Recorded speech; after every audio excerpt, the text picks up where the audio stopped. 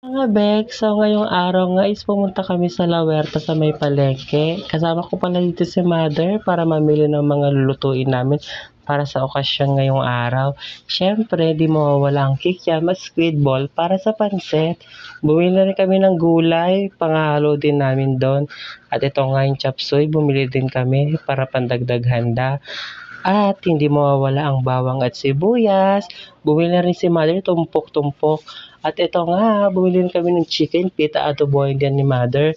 Bumili rin kami ng chicken wings para nga i-prito ito ni Mother pang handa din. At ito nga, bumili rin kami ng ulam para sa pananghalian. At syempre, bumili rin kami ng panghanda at mga sangkap para sa carbonara at Shanghai. At ito nga, tapos na kami mamalengke. At syempre, pupunta rin kami ng simbahan. Syempre, magpapasalamat tayo sa mga blessing na dumating sa atin. At abangan niyo ang vlog